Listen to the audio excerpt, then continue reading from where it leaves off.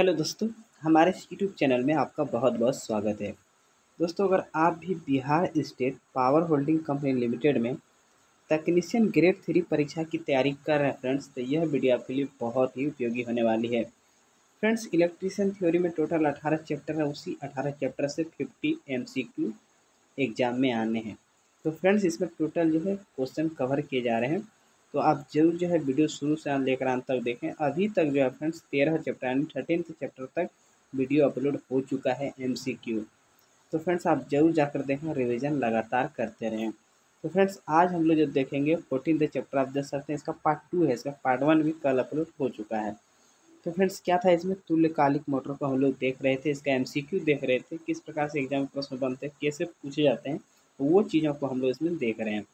तो फ्रेंड्स, आज हम लोग जो प्रश्न देखेंगे 60वां प्रश्न देखेंगे फ्रेंड्स। थोड़ा सा जो है नॉइज आ रहा होगा, बारिश हो रही है फ्रेंड्स, इस कारण से। तो चलिए देखते हैं 60 नंबर प्रश्न क्या है।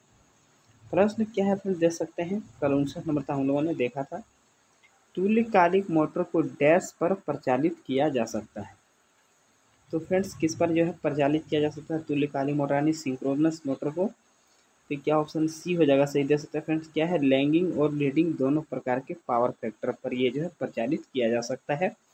तो फ्रेंड्स, क्वेश्चन में पहले से टिक लगा दिए ताकि स्कैनिंग हमको बार बार करना पड़ रहा था, तो स्कैन जो है ये ना करना पड़े बार बार, इसके कारण से हमने ऐसा किया है। अगला प्रश्न देख सकते हैं फ्रेंड, क्या है, 61वां प्रश्न है। तुल्यकालिक मोटर के शाफ्ट पर एक्साइटर के रूप में क्या कार्य करता है? तो फ्रेंड्स, ये जो है तुल्यकालिक मोटर के शाफ्ट पर जो है एक्साइटर के रूप में क्या कार्य करता है? इसका ऑप्शन बी हो जाएगा, सही क्या हो जाएगा, DC शंट जनरेटर। याद रखेंगे फ्रेंड्स, ये चीज़ें जो है एक्साइटर के रूप में कार्य करते हैं। अगला प्रश्न दे सकते हैं, 62 नंबर है। इंडक्शन टाइप ऑटो तुल्यकालिक मोटर किस पावर फैक्टर पर कार्य करती है? तो ये जो है फ्रेंड्स देख सकते हैं, इंडक्शन टाइप ऑटो तुल्यकालिक मोटर की बात की जा रही है, किस पावर फैक्टर पर कार्य करती है? तो फ्रेंड्स, क्या हो जाएगा आंसर, इकाई पावर फैक्टर पर ये कार्य करती है। अगला प्रश्न देख सकते हैं, 63 नंबर है। पावर फैक्टर सुधारने के लिए प्रयोग किए गए तुल्यकालिक मोटर डैश पर प्रचारित होता है।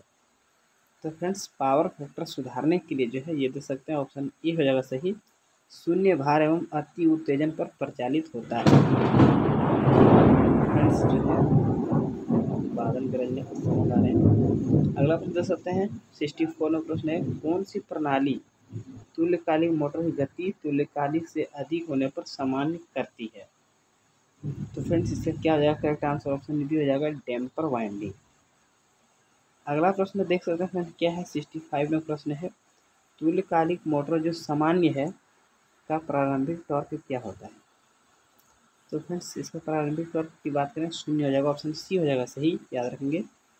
अगला प्रश्न क्या है, 66वां, कौन सी सप्लाई पर सिंक्रोनस मोटर चलती है? यानी तुल्यकालिक मोटर जो है कौन सी सप्लाई पर चलती है? तो इसका काफ़ी इंपॉर्टेंट प्रश्न, ऑप्शन बी हो जाएगा सही दे सकते हैं। AC पर चलती है, 3 फेज और DC सप्लाई पर सिंगल फेज सप्लाई पर चलती है। तो ये चीज़ें याद रखेंगे फ्रेंड्स, AC 3 फेज और DC। अगला प्रश्न क्या है, 67 में, यदि किसी सिंक्रोनस मोटर को 3 phase supply rotor winding short circuit के साथ पर जो स्विच ऑन किया जाता है, तो यह क्या होगा? ये चीज़ें पूछी जा रही है फ्रेंड्स, क्या होगी यह? ऑप्शन सी हो जाएगा सही, स्टार्ट होगी और इंडक्शन मोटर की तरह चलती रहेगी। तो यही इसका करेक्ट आंसर हो जाएगा फ्रेंड्स।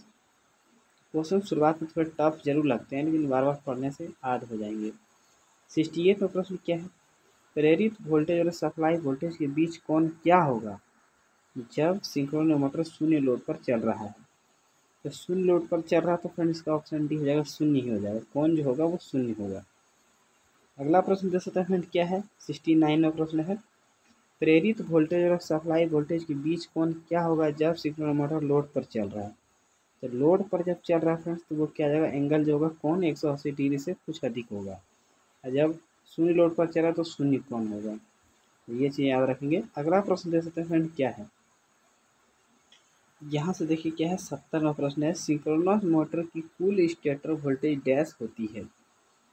तो सिंक्रोनस मोटर की कुल स्टेटर वोल्टेज पूछी जा रही है, तो इसका ऑप्शन ए हो जाएगा सही, दे सकते हैं, EB और V सदिश अंतर। अगला प्रश्न देख सकते हैं क्या है, 71 नंबर प्रश्न है। प्रश्न क्या है, क्या होगा 3 फेज सिंक्रोनस मोटर का एक फेज शॉर्ट सर्किट हो जाए। तो फ्रेंड्स क्या हो जाएगा, 3 फेज सिंक्रोनस मोटर का एक फेज अगर शॉर्ट सर्किट हो जाता है तो क्या होगा। तो ऑप्शन बी दे सकते हैं फ्रेंड्स, स्टार्ट नहीं होगी। अगला प्रश्न 72 नंबर क्या है, सिंक्रोनस मोटर का स्लिप रिंग इंडक्शन मोटर की अपेक्षा क्या लाभ है। तो फ्रेंड्स क्या लाभ है, ये चीज़ें पूछी जा रही है। ऑप्शन ए हो जाएगा सही, शक्ति गुणांक परिवर्तित किया जा सकता है। तो फ्रेंड्स ये सिंक्रोनस मोटर का लाभ है, इसका शक्ति गुणांक जो है परिवर्तित किया जा सकता है। अगला प्रश्न देख सकते हैं क्या हो जाएगा, 73 नंबर प्रश्न है, सिंक्रोनस मोटर फुल लोड पर किस शक्ति गुणांक के साथ चलता है। तो फ्रेंड्स जो है फुल लोड पर, ये प्रश्न हम लोगों ने कल भी देखा था, इसका ऑप्शन बी हो जाएगा। जब फुल लोड की बात होगी फ्रेंड्स तो इकाई देख सकते हैं या 0.8 अग्रगामी याद रखेंगे, निम्न लोड पर पश्चगामी हो जाता है। अगला प्रश्न क्या है, 74 किस तकनीक के द्वारा सिंक्रोनस मोटर स्टार्ट की जाती है। तो फ्रेंड्स इसका जो ऑप्शन डी दे सकते हैं, तीनों हो जाएंगे जो ऑप्शन दिए गए हैं।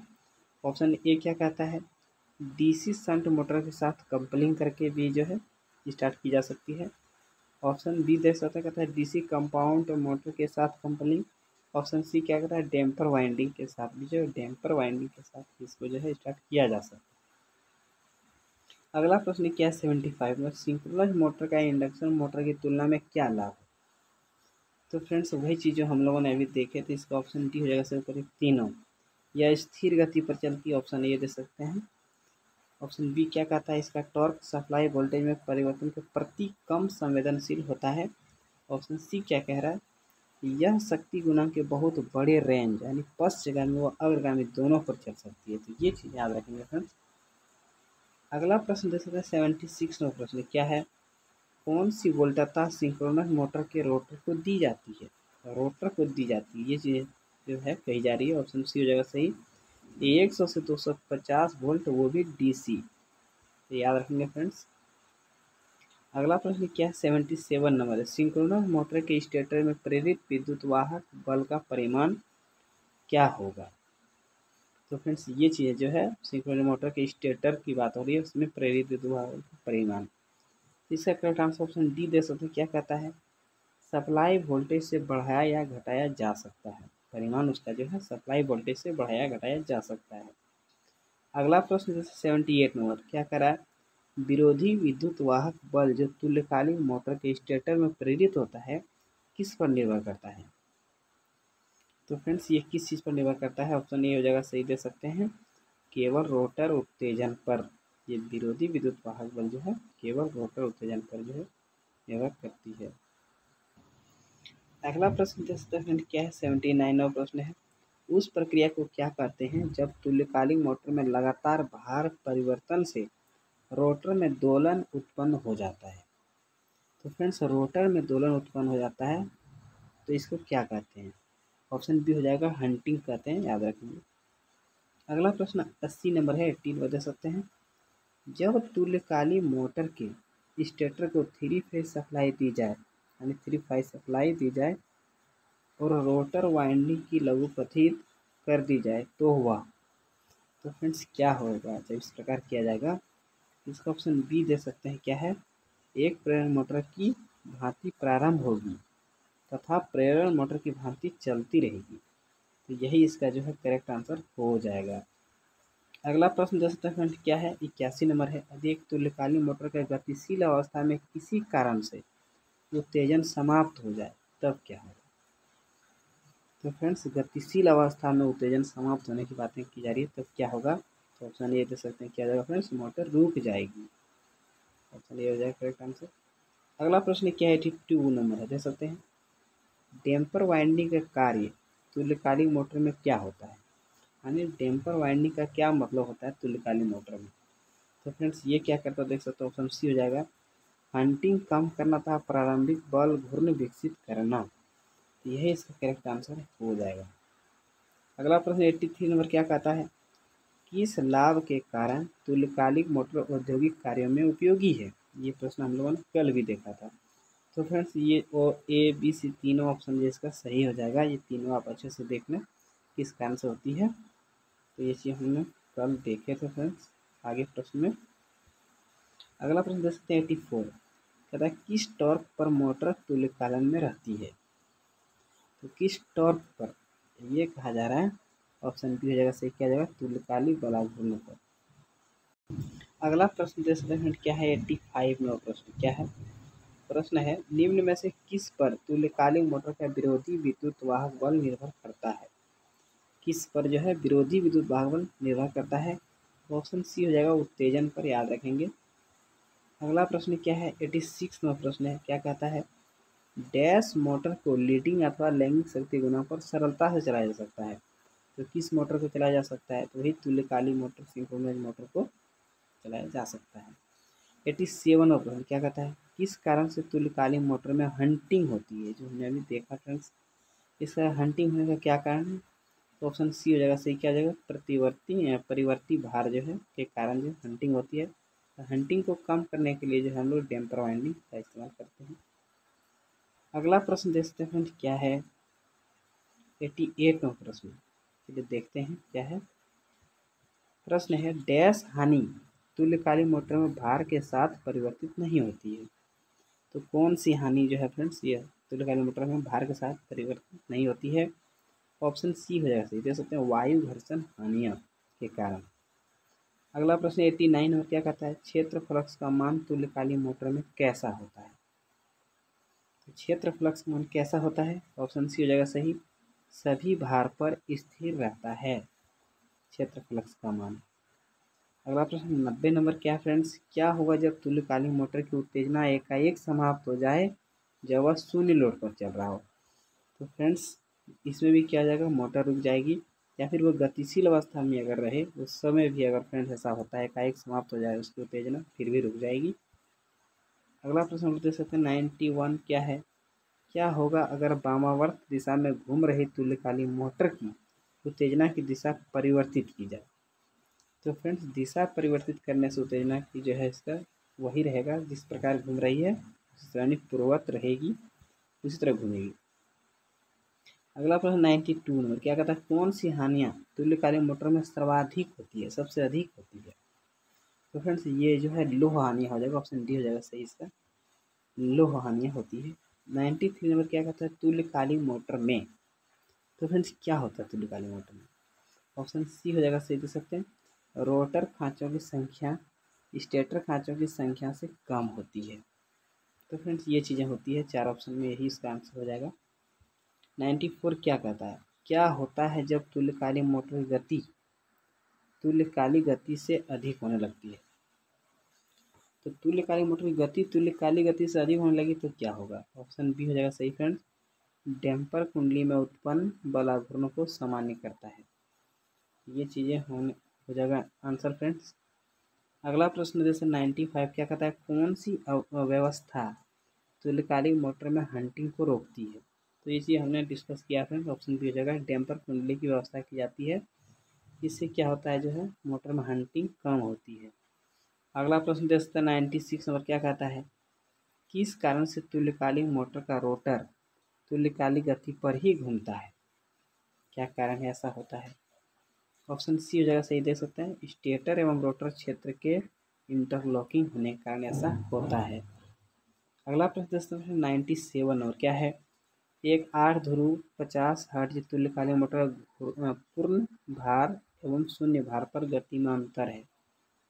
तो फ्रेंड्स ऑप्शन इसका क्या हो जाएगा, बी हो जाएगा सही, इसका जो फॉर्मूला से सॉल्व होता है। 98 में प्रश्न क्या है किस स्थान पर तुल्यकालिक मोटर में अवमंदन कुंडली लगाई जाती है।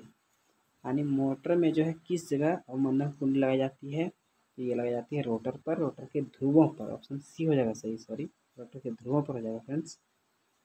अगला प्रश्न 99 नंबर क्या कारण है कि तुल्यकालिक मोटर को भार पर चालू करना कठिन है। तो फ्रेंड्स इसका क्या कारण है, ऑप्शन ए हो जाएगा सही, इनका प्रारंभिक बलाघूर्ण शून्य होता है, मतलब बिल्कुल जीरो होता है, यही कारण है काफ़ी इसमें समय लगता है।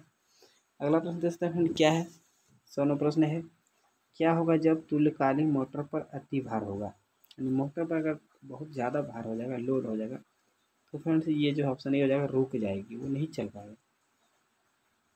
अगला प्रश्न 101 नंबर प्रश्न क्या है, क्या होगा जब तुल्यकालिक मोटर के 3 फेज में से एक फेज शॉर्ट सर्किट हो जाए। तो फ्रेंड्स ये स्टार्ट ही नहीं होगी, ऑप्शन ए हो जाएगा सही। अगला प्रश्न क्या है, 102 नंबर प्रश्न है, किसके द्वारा तुल्यकालिक मोटर में प्रेरित विद्युत वाहक बल का मान परिवर्तित किया जा सकता है। तो फ्रेंड्स किसके द्वारा ये जो है परिवर्तित किया जा सकता है, ऑप्शन डी हो जाएगा सही, सप्लाई वोल्टेज से अधिक अथवा कम किया करके ऐसा किया जा सकता है। अगला प्रश्न 103 नंबर है, क्या है, एक तुल्यकालिक यानी सिंक्रोनस मोटर को डैश के लोड पर ज़्यादा किफ़ायती पाया जाता है। तो 100 किलोवाट पर जो है फ्रेंड्स ये ज़्यादा किफ़ायती पाया जाता है। अगला प्रश्न ले सकते हैं, क्या है, 104 नंबर प्रश्न है, क्या है, प्रश्न कहता है मोटर की तुल्यकालिक गति पर स्लिप का मान होता है। तो स्लिप का मान कितना होता है मोटर की तुल्यकालिक गति पर, तो ये जो ऑप्शन ए हो जाएगा 0 होती है। 105 में प्रश्न क्या है, तुल्यकालिक गति वह गति है जिस पर क्या होता है उस पर, ऑप्शन ए हो जाएगा सही, स्टेटर चुंबक के क्षेत्र घूमता है, यानी स्टेटर कैसे चुंबक के क्षेत्र में घूमता है। तो फ्रेंड्स वही हो जाएगा इसका करेक्ट आंसर। अगला प्रश्न 106 नंबर है, क्या है, भार बढ़ाने पर तुल्यकालिक मोटर की गति क्या होगी। तो भार बढ़ाने पर फ्रेंड्स जो है स्थिर रहती है, लेकिन अधिक भार बढ़ाने पर रुक जाती है। अगला प्रश्न क्या है फ्रेंड्स, 107 नंबर, 4 पोल मशीन की सिंक्रोनस स्पीड है। तो फ्रेंड्स ये इसका करेक्ट आंसर दे सकते हैं, ऑप्शन बी हो जाएगा 1500 RPM। 108 नंबर प्रश्न क्या है फ्रेंड्स, दे सकते हैं 108 नंबर प्रश्न जो है, तुल्यकालिक संघनित्र क्या है। तो ये फ्रेंड्स क्या है, तुल्यकालिक संघनित्र कंडेंसर की बात हो रही है, ऑप्शन डी हो जाएगा सही, अति उत्तेजित सिंक्रोनाइज मोटर। तो ये फ्रेंड्स इसी को जो है तुल्यकालिक संघनित्र बोलते हैं। अगला प्रश्न 109 नंबर है, क्या है, निम्नलिखित में से कौन से मोटर को रोटरी कंप्रेसर के ड्राइव के लिए प्राथमिकता दी जाती है। रोटरी कंप्रेसर के ड्राइव के लिए फ्रेंड्स जो है प्राथमिकता दी जाती है, कौन सी मोटर है, तो ऑप्शन इसका सी ही हो जाएगा, तुल्यकालिक मोटर।